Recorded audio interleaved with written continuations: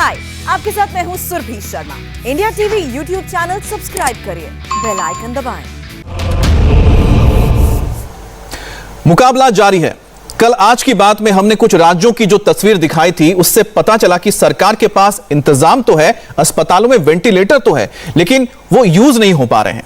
UP के बिजनौर जिला अस्पताल में 24 वेंटिलेटर मौजूद थे, 10 अस्पताल में लगे हुए थे, 14 स्टोर रूम में पड़े हुए थे, लेकिन वेंटिलेटर ऑपरेट करने वाला स्टाफ ही नहीं था, इसलिए 10 वेंटिलेटर भी किसी तरह से बेकार रहे, उनका कोई यूज नहीं था। इसी तरह फिरोजाबाद के सरकारी अस्पताल में 67 वेंटिलेटर अनयूज्ड यानी बिना इस्तेमाल किए, पैकिंग तक नहीं उतरी थी, पड़े हुए थे। हमारे साथ इस वक्त यूपी के स्वास्थ्य मंत्री जय प्रताप सिंह मौजूद हैं। जय प्रताप जी, आपका बहुत बहुत स्वागत है। तस्वीरें देखकर बहुत हैरानी हुई कि उत्तर प्रदेश के बिजनौर, फिरोजाबाद के अस्पतालों में कई वेंटिलेटर्स अनयूज्ड बिना इस्तेमाल के पड़े हुए हैं। सर, कभी आप लोगों ने समीक्षा नहीं की, जानने की कोशिश नहीं की क्या हो रहा है? कई बार इसका समीक्षा हुआ था। पिछले साल से ही हम लोग ने वेंटिलेटर लगभग हर जनपद में पहुंचा दिया था।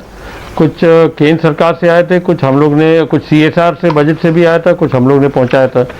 तो सब मिला के अभी हमारे पास जो वर्किंग ऑर्डर में बराबर हम लोग एक्सरसाइज कर रहे हैं 1194 1194, ये हमारे विभिन्न जनपदों में ये अभी इतने वेंटिलेटर चल रहे हैं अभी, और 188 वेंटिलेटर हमारे ख़राब पड़े हुए हैं। उसको हम जल्दी से जल्दी ठीक करवा रहे हैं। छोटे छोटे चीज़ के लिए ख़राब ही है, उसको ठीक करा रहे हैं। और 125 वेंटिलेटर हमारा जो बंद पड़ा हुआ था टेक्नीशियन के अभाव में या एनेस्थेटिक के अभाव में, वो उसकी ट्रेनिंग हमने परसों से ही शुरू कर दिया था। यहाँ लखनऊ स्तर से रूम के माध्यम से ट्रेनिंग शुरू हो गया है, तो वो भी हमारा बहुत जल्दी, मुझे लगता है कल परसों में वो भी सब प्रारंभ हो जाएगा। तो वेंटिलेटर हमारे पर्याप्त मात्रा में हमारे स्वास्थ्य विभाग के जो डिस्ट्रिक्ट हॉस्पिटल और मंडलीय चिकित्सालय, इस तरह के 100 बेड के हॉस्पिटल, इसमें सब हमारे प्रारंभ हो जाएंगे जी। लेकिन स्वास्थ्य मंत्री जी, एक बात बताइए कि जो अनयूज रखे हुए हैं उनके बारे में जब डॉक्टर से पूछा गया तो उनका कहना है कि स्टाफ ही हमारे पास नहीं है, इसलिए हम इस्तेमाल नहीं कर पा रहे हैं। तो कभी ध्यान नहीं दिया आप लोगों ने इस पर कि स्टाफ चाहिए, संज्ञान नहीं लिया? नहीं, एक तो हमारे पास एनेस्थेटिक की कमी तो है, मगर उनको हमने पूरे प्रदेश में डिस्ट्रीब्यूट कर दिया चारों तरफ से, तो कहीं ना कहीं हमारे पास एनेस्थेटिक मौजूद है। नंबर 2, हमने IMA से भी बात किया है कि उनके माध्यम से कोऑपरेट करके उनके कोई एनेस्थेटिक हो गए तो उनको भी हम समय समय पर यूज़ कर सकते हैं।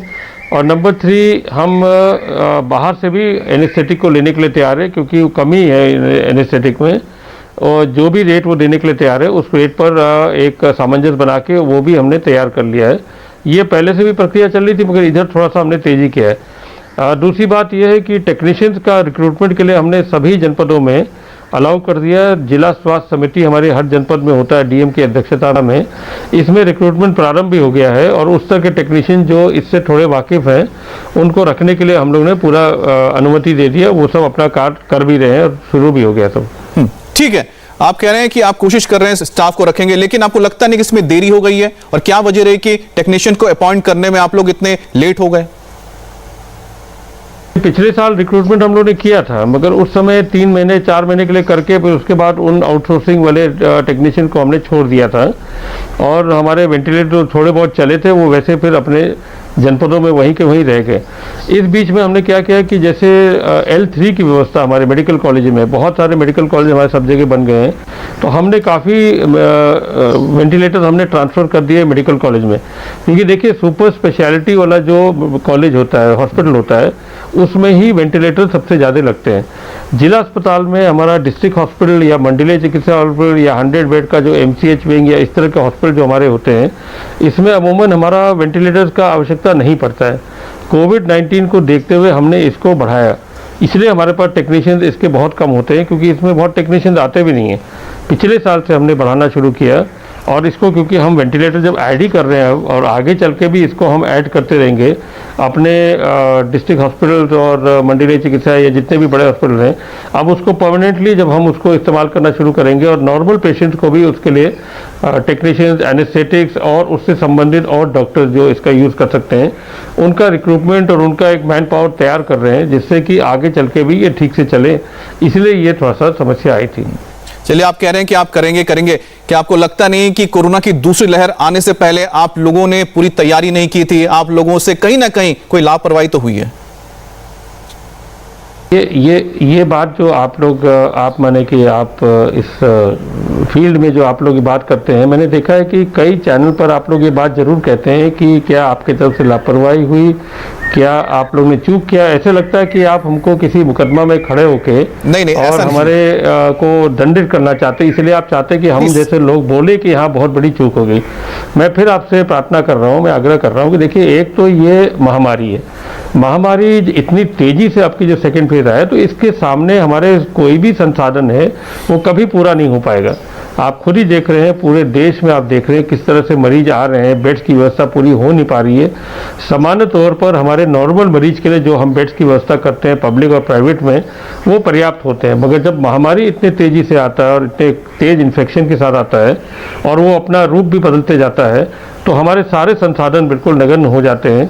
हम उस पेशेंट का उतना ध्यान नहीं दे पाते जितना हमको करना चाहिए। और बहुत सारी चीज़ें, इसलिए आप लोग के माध्यम से जो हम लोग फोटो देखते हैं, बाहर कहीं अस्पताल में पड़े हुए हैं या बाहर माने उसमें स्ट्रेचर में पड़े हुए हैं या कहीं एम्बुलेंस में पड़े हुए हैं, ऑक्सीजन लेके पड़े हैं, ये हालात ये महामारी के ऊपर है। देखिए, सवाल तो हम पूछेंगे, लेकिन साथ ही हम इस बात की भी तारीफ करेंगे कि डॉक्टर्स, नर्सेज और कोरोना वॉरियर्स जिस तरह से काम कर रहे हैं उनकी हम सराहना करते हैं। लेकिन बतौर सरकार आपको भी तो फ्यूचर प्लानिंग करनी पड़ती होगी ना, तो क्या आपने कोई फ्यूचर प्लानिंग की? बिल्कुल सही कह रहे हैं आप, प्लान हम लोग करते भी हैं। जब आपका ये पहला वाला फेज जब धीरे धीरे करके एकदम समाप्ति पर आ रहा था, आपको भी याद होगा, उसी समय केंद्र सरकार ने जो बजटीय आवंटन किया था, प्रावधान किया था, फरवरी के महीने में जब बजट पास हुआ था 2021 में, तो 137% बढ़ा के स्वास्थ्य विभाग का बजट को तैयार किया गया था, जिसमें हर जनपद को ऑक्सीजन जनरेटर, वेंटिलेटर या और जो भी सामग्री, इंफ्रास्ट्रक्चर, हर चीज़ का तैयारी करने के लिए हम लोग को बता दिया गया था। और उसके प्रस्ताव भी हम लोगों ने देना शुरू भी कर दिया था, प्रस्ताव देना शुरू कर दिया था। उसमें किस तरह के इन्फेक्शस ब्लॉक बनाए जाएंगे, किस तरह से BSL-2 लैब्स और बढ़ाएंगे, किस तरह से ऑक्सीजन जनरेटर की तैयारी करेंगे। ये पिछले फरवरी से ही हम लोग ने, ये 21 फरवरी से हम लोग ने बजट देखने के बाद शुरू कर दिया था। मार्च में एकाएक आपका ये इन्फेक्शन आया और देखते देखते ही ये इन्फेक्शन की तीव्रता इतनी ज़्यादा बढ़ी कि जब तक हम उसको प्लानिंग करके हमने आगे केंद्र में भेजा भी, और जब तक केंद्र उसको तैयारी करके करने लगे, तब तक ऑलरेडी ये पूरा फैल गया था। और हम फर्स्ट प्राइमरी स्टेज पर ही हम रह गए कि प्राइमरी स्टेज पर इसका उपचार कैसे करेंगे और उपचार करके उसको कहाँ तक हम रोक सकते हैं, स्टैंडर्ड प्रोसीजर क्या है हमारा, कौन सी दवाइयाँ लगेंगी, ऑक्सीजन की तैयारी करना पड़ा, रेमडेसिविर की तैयारी करना पड़ा, जो पूरे देश में घट गया, दोनों चीज़ें, इन सब के उसमें लग गए। तो इसलिए ये प्रॉब्लम आ जाता है कभी कभी कि अचानक ये हो जाता है। फिर भी सरकार तो हम है, जो भी सरकार में बैठता है ये तो उसकी जिम्मेदारी होती है। लेकिन कोरोना की दूसरी वेव में ऑक्सीजन की कमी लगातार देखने को मिल रही है सर। आगे के लिए आप लोगों ने ऑक्सीजन की कमी को दूर करने के लिए क्या तैयारी की है? क्या यूपी में आप लोग ऑक्सीजन प्लांट लगाएंगे? जी, इसका ऑलरेडी केंद्र सरकार ने ऐलान भी कर दिया था। 550 जनपदों में पूरे देश में, उसमें 61 जनपद का हमारे पहले से चला गया है, बाकी जनपद का हमारे थोड़े थोड़े पहले से थे और कुछ हमको CSR बजट से मिला है, कुछ हम अपने संसाधन ने किया। तो 61 प्रस्ताव हमने डिस्ट्रिक्ट हॉस्पिटल का भेज भी दिया है, वो बहुत जल्दी वो लगने वाला भी है। इसी मुझे लगता है मई के एंड में या जून तक वो आना शुरू हो जाएगा। जी जयप्रताप जी, मैं आपसे गुजारिश करूंगा कि आप थोड़ी देर हमारे साथ बने रहें, क्योंकि कुछ और सवाल आपसे लेने हैं और वक्त हो गया एक छोटे से ब्रेक का। लेकिन आपको बता दें कि यूपी के स्वास्थ्य मंत्री जयप्रताप सिंह हमारे साथ लगातार बने हुए हैं। उनसे जब ब्रेक से वापस आएंगे तो जानेंगे कि यूपी में 18+ वालों के लिए सभी जिलों में वैक्सीनेशन का प्लान क्या है। बने रहिए हमारे साथ, मुकाबला जारी है। आप देख रहे हैं मुकाबला और हमारे साथ यूपी के स्वास्थ्य मंत्री जयप्रताप सिंह जुड़े हुए हैं। सर, बहुत बहुत शुक्रिया, आप हमारे साथ जुड़े रहे। आखिरी सवाल है, यूपी सरकार ने 18+ उम्र वालों के वैक्सीनेशन को जल्द से जल्द लगाने के लिए क्या तैयारी की है, इस पर डिटेल्स दे दें। पहली बात तो ये, हमारे 7 जनपद में हमने पिछले शायद सैटरडे से हमने शुरू कर दिया था। 7 जनपद में जो हाई केस लोड वाले थे, तो जो हमको संख्या मिला था वैक्सीन का, उसके हिसाब से हमारा ये फ्राइडे सैटरडे तक चल रहा है अभी। अब मंडे को हमको और माने आज हमको और वैक्सीन मिल रहा है कोविशील्ड के माध्यम से, तो वो 11 जनपद में हम मंडे से उसको भी शुरू कर रहे हैं। मंडे से लेके सैटरडे वो भी चलेगा। उस बीच में हमारे ऑर्डर्स पेंडिंग है दोनों कंपनियों के बीच में। 3 लाख समथिंग 50,000 या उसके आसपास कोविशील्ड ने अभी आज शाम को हमारे पास पहुंच जाएगा। कोवैक्सीन ने अभी कुछ भेजा नहीं, मगर वो भी सुनने में आ रहा है कि जल्दी कुछ वो भेजेंगे 2-3 दिन में अंदर। तो जो 11 जनपद में जो सेकेंड लाइन ऑफ जिसमें केस लोड थोड़ा हाई है, उसको हमने स्टार्ट करने के लिए मंडे से कहा है। और उसके बाद जब और वैक्सीन आते रहेगा, फिर धीरे धीरे करके हम पूरे स्टेट में उसको हम बढ़ा देंगे और सभी को लगना शुरू हो जाएगा। तो एक बात तो ये था। दूसरी बात आपने कहा था मीडिया पर, बिल्कुल हम लोग का ध्यान है। मीडिया का जो रजत जी ने जो भी अनुरोध किया था मुख्यमंत्री जी से, उस बात को लेके मंडे को मैं खुद ही इसका शुभारंभ करने के लिए मैं जाऊंगा वहाँ पर गौतम बुद्ध नगर। मेरा प्रभारी जनपद भी है और मुख्यमंत्री जी के निर्देश पर ही मैं जा रहा हूँ, ताकि ये जो नया जनपद बने, इसमें फर्स्ट टाइम शुरू होने के लिए 18 से 44 वाला, उसमें मैं स्वयं जाके वहाँ मीडिया सेल में आपका जहाँ भी होगा वहाँ पर हम जाके उसको प्रारंभ भी करेंगे। और एक मैसेज भी चला जाएगा, मीडिया को भी लेके साथ में चलेंगे और आम आदमी को भी 18 से 44 को भी हमको उस सिस्टम के अनुसार करना है। बहुत बहुत शुक्रिया सर, आप हमारे साथ जुड़े, वक्त दिया आपने। लोगों को जल्द से जल्द मदद मिले, राहत पहुंचे, हर स्तर पर कोशिश हो रही है। सुप्रीम कोर्ट ने नेशनल टास्क फोर्स का गठन किया है। इस टास्क फोर्स को क्या जिम्मेदारी सौंपी गई है, कौन कौन है इसमें, बताएंगे ब्रेक के बाद।